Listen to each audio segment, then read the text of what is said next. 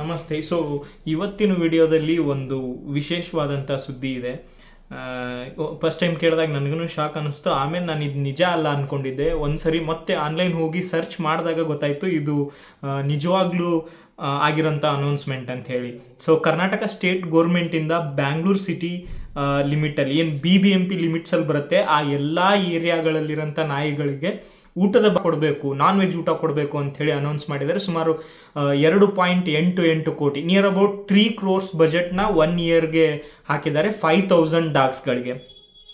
ಇದನ್ನು ಅನೌನ್ಸ್ ಮಾಡಿರೋದಕ್ಕೆ ಸುಮಾರು ರೀಸನ್ನ state government ಅವ್ರು ಕೊಡ್ತಿದ್ದಾರೆ, ಏನಕ್ಕೋಸ್ಕರ ನಾವು ಇದನ್ನ ಅನೌನ್ಸ್ ಮಾಡಿದ್ದೀವಿ ಅಂಥೇಳಿ. ಅದ್ರ ಜೊತೆಗೇನೆ ಈ ಒಂದು ಕಾಂಗ್ರೆಸ್ನಲ್ಲೇ ಇರೋಂಥವ್ರು, ಈವನ್ ಒಬ್ಬರು MP ಚೆನ್ನೈ ಅವ್ರು ಬಂದು ಹೇಳಿದ್ದಾರೆ ಬೀದಿ ನಾಯಿಗಳು ಸ್ಟ್ರೀಟಲ್ಲಿ ಇರಲೇಬಾರ್ದು, ಆ ಥರ ನೋಡ್ಕೋಬೇಕು, ಅದನ್ನು ಬಿಟ್ಟು ಈ ಥರ ಫುಡ್ ಕೊಡೋದು ಅಷ್ಟೇನು ಉಚಿತವಾದಂಥದ್ದು ಅನ್ನಿಸ್ತಿಲ್ಲ ಅಂಥೇಳಿ ಅವ್ರ ಒಪಿನಿಯನ್ ಅವ್ರು ಹೇಳ್ಕೊಂಡಿದ್ದಾರೆ. ಆ ಥರ ಎಷ್ಟೋ ಜನ BJP ಅವರು ಮೊದಲೇ ಹೇಳ್ತಿದ್ದಾರೆ ಕರೆಕ್ಟಾಗಿ ಇದೊಂದು ದುಡ್ಡು ಹೊಡೆಯೋದಕ್ಕೋಸ್ಕರ ಮಾಡ್ತಿರೋಂತಹ ಒಂದು ಸ್ಟ್ರಾಟಜಿ ಅಷ್ಟೇ ಅಂಥೇಳಿ. ಬಟ್ ಕಾಂಗ್ರೆಸ್ಸಿಂದ ಮತ್ತು ಗೋರ್ಮೆಂಟಿಂದ, ಈವನ್ ರನ್ನಿಂಗ್ ಗೋರ್ಮೆಂಟಿಂದ ಅವ್ರೇನು ಹೇಳ್ತಿದ್ದಾರೆ ಅಂದರೆ ನಾವು ಇದನ್ನ ತೊಗೊಂಡಿರೋಂಥದ್ದು ಒಂದು ತುಂಬಾ ಬೆಸ್ಟ್ ಸ್ಟೆಪ್. ಇದು ಏನಕ್ಕೆ ತೊಗೊಂಡಿದ್ದೀವಿ, ಇವನ್ ಆಫ್ಟರ್ ನಾವು ಇದನ್ನ ಟ್ರಯಲ್ ಮಾಡಿ ಒಂದಿಷ್ಟು ಏರಿಯಾಗಳಲ್ಲಿ ಚೆಕ್ ಮಾಡಿ ಆಮೇಲೆ ತೊಗೊಂಡಿದ್ದೀವಿ ಅಂಥೇಳಿ. ಇದು ನ್ಯಾಷನಲ್ ಲೆವೆಲಲ್ಲಿ ನ್ಯೂಸ್ ಆಗ್ತಿದೆ, ತುಂಬ ಎಷ್ಟೋ ಟೈಮ್ಸ್ ಆಫ್ ಇಂಡಿಯಾ ಆಗ್ಬೋದು, ಮತ್ತು 18 ನ್ಯೂಸ್ ಆಗ್ಬೋದು, ಇಂಗ್ಲೀಷ್ ನ್ಯೂಸ್ಗಳಲ್ಲೆಲ್ಲ ತುಂಬ ತೋರಿಸ್ತಿದ್ದಾರೆ.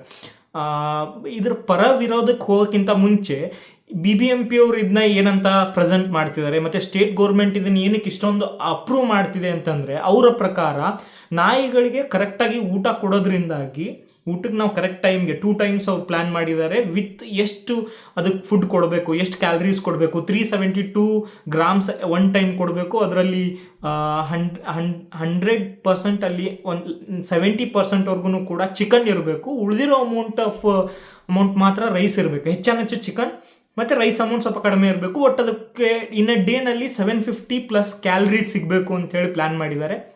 ಮತ್ತು ಅದು ಗೇಜ್ ಮಾಡಿದ್ದಾರೆ ಏನಂಥೇಳಿ, ಕಲರ್ಸ್ ಮಿಕ್ಸ್ ಮಾಡೋ ಹಾಗಿಲ್ಲ, ಬೇರೆ ಬೇರೆ ರೂಲ್ಸ್ ಹಾಕಿದ್ದಾರೆ. ಯಾರು ಟೆಂಡರ್ ತೊಗೊತಾರೆ ಅವ್ರು CCTV ಇರಬೇಕು, ಫುಡ್ನ ಯಾವ್ಯಾವ ಏರಿಯಾದಲ್ಲೂ ಹೋಗ್ತಿದೆ ಅದಕ್ಕೆ GPS ಟ್ರ್ಯಾಕರ್ ಇರಬೇಕು. ಈ ಥರದ್ದು ಕೂಡ ಸುಮಾರು ಟೆಂಡರ್ ಕರೆಯುವಾಗ ರೂಲ್ಸ್ ಆ್ಯಂಡ್ ರೆಗ್ಯುಲೇಷನ್ಗಳನ್ನ ಮಾಡಿದ್ದಾರೆ.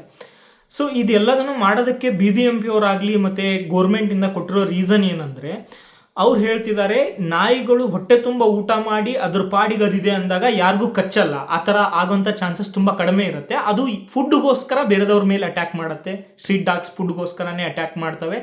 ಹಾಗಾಗಿ ಸರಿಯಾದಂಥ ಊಟ ಕೊಟ್ಟಾಗ ಇದು ಆ ಥರ ಕಚ್ಚುವಂಥ ತುಂಬ ಕಡಿಮೆ ಆಗುತ್ತೆ. ನಾವು ಇದನ್ನು ಇಂಪ್ಲಿಮೆಂಟ್ ಮಾಡೋಕ್ಕಿಂತ ಮುಂಚೆ ಬೇರೆ ಒಂದು ಏರಿಯಾದಲ್ಲಿ ಸುಮಾರು 100 ಡಾಗ್ಗಳಿಗೆ 2 months ನಾವು ಫೀಡ್ ಮಾಡಿದ್ದೀವಿ. 2 months ನಾವು ಅದಕ್ಕೆ ಊಟ ಕೊಟ್ಟಿದ್ದೀವಿ. ಅದಾದ ಮೇಲೆ ನಾವು ಈ ಒಂದು ಆ್ಯಕ್ಷನ್ ಏನಿದೆ, ಈ ಒಂದು ಬೆನಿಫಿಟ್ ಏನಿದೆ, ಇದನ್ನು ನಾವು ಮಾಡಬೇಕು ಅಂಥೇಳಿ ಜಾರಿಗೆ ತಂದಿರೋದು ಅಂಥೇಳಿ ಸ್ಟೇಟ್ ಗೌರ್ಮೆಂಟ್ ಹೇಳುತ್ತೆ. ಇದ್ರ ಜೊತೆಗೇನೆ ಇದನ್ನು ಜಸ್ಟ್ ಒಂದು ಇನಿಷಿಯೇಟಿವ್, ಒಂದು ಫುಡ್ ಕೊಡಬೇಕು ಅನ್ನೋದಕ್ಕಿಂತ ಜಾಸ್ತಿ ಅವನ್ನ ಅಟ್ಯಾಕ್ ಮಾಡೋದನ್ನು ಕಂಟ್ರೋಲ್ ಮಾಡಬೇಕು ಅನ್ನೋದಕ್ಕೋಸ್ಕರ ಮಾಡ್ತಿದ್ದೀವಿ ಅಂಥೇಳಿ BBMP ಅವರು ಕ್ಲಾರಿಟಿ ಕೊಟ್ಟಿದ್ದಾರೆ. ನಾನು ಹಾಗೆ ಈ ಥರದ್ದು ವಿಷಯ ಬಂದಾಗ ಈ ಒಂದು ಸ್ಟ್ರೀಟ್ ಡಾಗ್ಸ್ ಬಗ್ಗೆ ನಾನು ಆನ್ಲೈನಲ್ಲಿ ಸರ್ಚ್ ಮಾಡ್ತಾ ಇದ್ದೆ. ಲಕ್ಷಾಂತರ ಸ್ಟ್ರೀಟ್ ಡಾಗ್ಸ್ ಇದ್ದಾವೆ.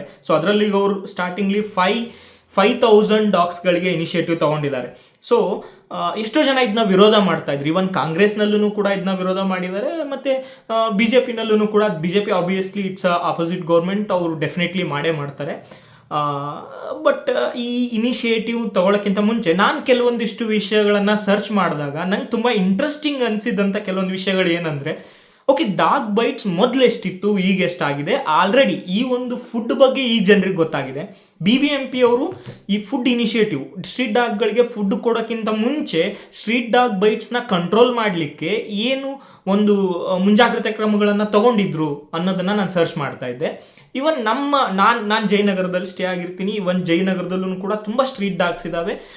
ನಾನು ಅಬ್ಸರ್ವ್ ಮಾಡ್ತಿರ್ತೀನಿ ಆ್ಯಕ್ಚುಲಿ.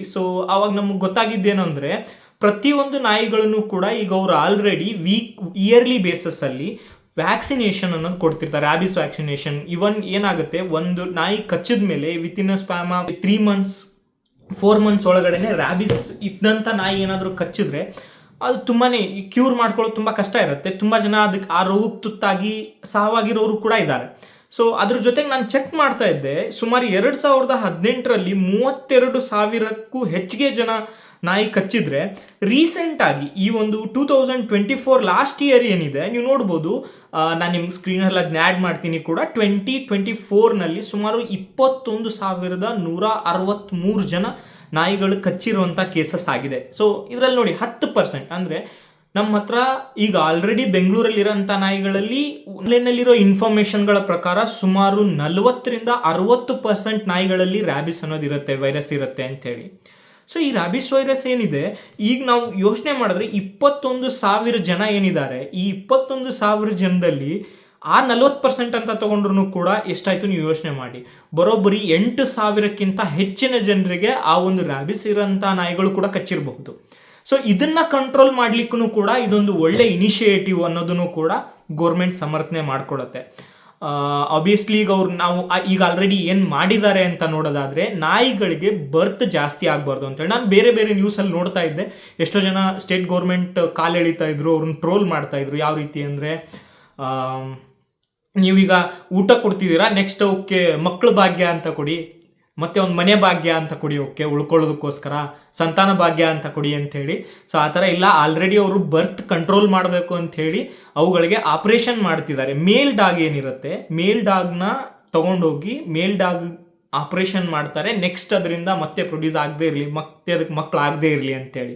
ಆ್ಯಂಡ್ ಇದೇ ಥರನೇ ವೈರಸ್ ಕಂಟ್ರೋಲ್ ಮಾಡಬೇಕು ಅಂಥೇಳಿ ಆಲ್ರೆಡಿ ಅವರು ಟೆಂಡರ್ಗಳನ್ನು ಕೊಟ್ಟು, BBMPಯಿಂದ ಬೇರೆ ಬೇರೆ ಕಂಪ್ನಿಯವ್ರಿಗೆ ಟೆಂಡರ್ನ ಕೊಟ್ಟು ಅವಕ್ಕೆ ವ್ಯಾಕ್ಸಿನೇಷನ್ಸ್ ಕೂಡ ಮಾಡಿಸ್ತಿದ್ದಾರೆ. ಓಕೆ, ಸೊ ನಾಯಿಗಳ ಸಂತತಿ ತುಂಬಾ ಕಡಿಮೆ ಆಗ್ತಾ ಬರ್ತಿದೆ, ಸ್ಟ್ರೀಟ್ ಡಾಗ್ಸ್ ಕಂಟ್ರೋಲಿಗೆ ಬರ್ತಿದೆ. So as A dog lovers ನಾವು ಯೋಚನೆ ಮಾಡೋದಾದರೆ ಇದೊಂದು ಒಳ್ಳೆ ಇನಿಷಿಯೇಟಿವ್, ಬಟ್ ಇದು ಸರಿಯಾದಂಥ ರೀತಿಯಲ್ಲಿ ಇಂಪ್ಲಿಮೆಂಟ್ ಆಗಬೇಕು. ಐ ಥಿಂಕ್ ನನ್ನ ಪರ್ಸ್ನಲ್ ಒಪಿನಿಯನ್ ಕೇಳೋದಾದರೆ it's a good initiative. So ಒಳ್ಳೇದಾಗಲಿ. ಇವನ್ನ ಅವ್ರು ಹಾಕ್ತಿರೋಂಥ ಈ 3 ಕೋಟಿ ಇದೆಯಲ್ವಾ, ಸೊ ನಂಗೆ ಗೊತ್ತಿಲ್ಲ 3 ಕೋಟಿ ಕಂಪ್ಲೀಟಾಗಿ ಅದರಲ್ಲಿ ಇನ್ವೆಸ್ಟ್ ಆಗುತ್ತೋ ಇಲ್ವೋ ಅಂತೇಳಿ, ಬಟ್ ಸ್ಟಿಲ್ ಅಟ್ಲೀಸ್ಟ್ ಒಂದು 60% ಆದ್ರೂ ಕೂಡ ಅದು ಇಂಪ್ಲಿಮೆಂಟ್ ಆದರೆ, ನಾಯಿಗಳಿಗೆ ಅವು ಆಹಾರ ತಲುಪಿದ್ರೆ, ಮೇ ಬಿ ಗೋರ್ಮೆಂಟ್ ಹೇಳೋ ರೀತಿಯಲ್ಲಿ ಒಂದು 50% ಆದರೂ ಈ ಡಾಗ್ ಬೈಟ್ಸ್ ಏನಿದೆ ಇದು ಕಡಿಮೆ ಆಗ್ಬೋದು. ಮತ್ತು ಅಟ್ಲೀಸ್ಟ್ ಈಗ ಆಲ್ರೆಡಿ ನಾವು ಅದರ ಸಂತತಿ ಬೆಳಿಬಾರ್ದು ಅಂಥೇಳಿ ನಾವು ಆಪ್ರೇಷನ್ ಮಾಡಿದ್ದೀವಿ, ಇನ್ನು ಕಮ್ಮಿ ನಾಯಿಗಳೇನು ಉಳಿದಿದ್ದಾವೆ, ಅಟ್ಲೀಸ್ಟ್ ಅವು ಇರೋಷ್ಟು ದಿವಸ ಮೇ ಬಿ ಒಂದು ಡಾಗ್ ಸ್ಪ್ಯಾಮ್ ಇಯರ್ ಬದುಕೋದು ಬಂದು ಆಲ್ಮೋಸ್ಟ್ 12 ಇಯರ್ಸ್ ಇರುತ್ತೆ. So 12 years max to max 14 years ಅಂದ್ಕೊಂಡ್ರು ಕೂಡ ಮೇ ಬಿ ಒಂದು 4-5 ವರ್ಷ ಒಳ್ಳೆ ರೀತಿಯಿಂದ ಒಳ್ಳೆ ಫುಡ್ ಸಿಕ್ಕು ಜೀವನ ಮಾಡ್ಬೋದೇನೋ ಅಂತ ಅನಿಸುತ್ತೆ. ಸೊ ಇದೇ ರೀತಿಯಾಗಿ ಬೇರೆ ಬೇರೆ ಪ್ರಾಬ್ಲಮ್ಸ್ಗಳಿದ್ದಾವೆ, ಬೇರೆ ಬೇರೆ ಸಮಸ್ಯೆಗಳಿದ್ದಾವೆ. ಅವಕ್ಕೆಲ್ಲವಕ್ಕೂ ಕೂಡ ಗೋರ್ಮೆಂಟ್ ತಲೆ ಹಾಕಿ ಇದಕ್ಕೆ ಯಾಕೆ ಹಾಕ್ತಿದ್ದಾರೆ ಅಂತಲೂ ಕೂಡ ಕೆಲವೊಬ್ರು ಯೋಚನೆ ಮಾಡ್ತಿದ್ದಾರೆ. ಹೌದು, ಅದು ಸರಿಯೇ, ಬೇರೆ ಬೇರೆ ಪ್ರಾಬ್ಲಮ್ಸ್ಗೂ ಕೂಡ ಗೋರ್ಮೆಂಟ್ ತಲೆ ಕೆಡಿಸ್ಕೊಳ್ಬೇಕಾಗತ್ತೆ. ಅದ್ರ ಜೊತೆಗೇನೆ ನಮಗೆ ಕಣ್ಣಿಗೆ ಕಾಣಿಸ್ದೇ ಇರೋ ಸಮಸ್ಯೆಗಳು ಇದರಲ್ಲಿದ್ದಾವೆ, ಅದನ್ನು ಕೂಡ ಅವ್ರು ಬಗೆಹರಿಸ್ದಾಗತ್ತೆ. ನಾಯಿಗಳಿಗೆ ಫುಡ್ ಕೊಡೋದ್ರಿಂದಾಗಿ ಅದು ಬೇರೆದವ್ರ ಮೇಲೆ ಅಟ್ಯಾಕ್ ಮಾಡಲ್ಲ ಅನ್ನೋದು ಒಂದಾದರೆ, ನೆಕ್ಸ್ಟ್ ಅದಕ್ಕೆ ಸರಿಯಾದಂಥ ಆಹಾರ, ಸರಿಯಾದಂಥ ವ್ಯಾಕ್ಸಿನೇಷನ್ ಕೊಟ್ಟು ಮತ್ತು ಅದ್ರ ಬರ್ತ್ ಕಂಟ್ರೋಲ್ನ ಕಮ್ಮಿ ಮಾಡೋದ್ರಿಂದಾಗಿ ನೆಕ್ಸ್ಟ್ ಸ್ಟ್ರೀಟ್ ಡಾಗ್ಗಳ ಕೌಂಟು ಕೂಡ ಕಡಿಮೆ ಆಗುತ್ತೆ. ಸೊ ಇದೊಂದು ಗುಡ್ ಇನಿಷಿಯೇಟಿವ್ ಅನಿಸುತ್ತೆ. ಇದೇ ಥರನಾಗಿ ಅದನ್ನು ಹೇಗೆ ಸರಿಯಾಗಿ ಅದು ಇಂಪ್ಲಿಮೆಂಟ್ ಆಗ್ತಿದೇನೋ ಇಲ್ವಾ, ಟೆಂಡರ್ ಕೊಟ್ಟ ಮೇಲೆ ಅವರು ಊಟ ಹಾಕ್ತಿದಾರೋ ಇಲ್ವೋ ಅನ್ನೋದನ್ನು ಸರಿಯಾಗಿ ಮಾನಿಟರ್ ಮಾಡಿದ್ರೆ ಮೇ ಬಿ ಇದೊಂದು ಒಳ್ಳೆ ವಿಷಯ ಅಂತ ಅನಿಸುತ್ತೆ. ಸೊ ನನಗೇನೋ ನನ್ನ ಪರ್ಸ್ನಲ್ ವೈಯಕ್ತಿಕವಾಗಿ ಕೇಳೋದಾದರೆ ಇದೊಂದು ಗುಡ್ ಇನಿಷಿಯೇಟಿವ್ ಅನ್ನಿಸ್ತು. Really I will appreciate the state government regarding this actually. And upcoming ಡೇಸಲ್ಲಿ ಏನಾದರೂ ಇದ್ರ ಬಗ್ಗೆ ಅಪ್ಡೇಟ್ಸ್ ಇದ್ದರೆ, ಮತ್ತು ಇದೇ ಥರ ಯಾವುದಾದ್ರೂ ಇಂಟ್ರೆಸ್ಟಿಂಗ್ ವಿಷಯಗಳಿದ್ರೆ ಡೆಫಿನೆಟ್ಲಿ ನಾನು ನಿಮ್ಮ ಜೊತೆ ಶೇರ್ ಮಾಡ್ಕೋತೀನಿ. Thank you. ನಿಮಗೇನು ಅನ್ನಿಸ್ತು ಅನ್ನೋದನ್ನು ಕಮೆಂಟಲ್ಲಿ ಅಪ್ಡೇಟ್ ಮಾಡಿ. ಬಾಯ್.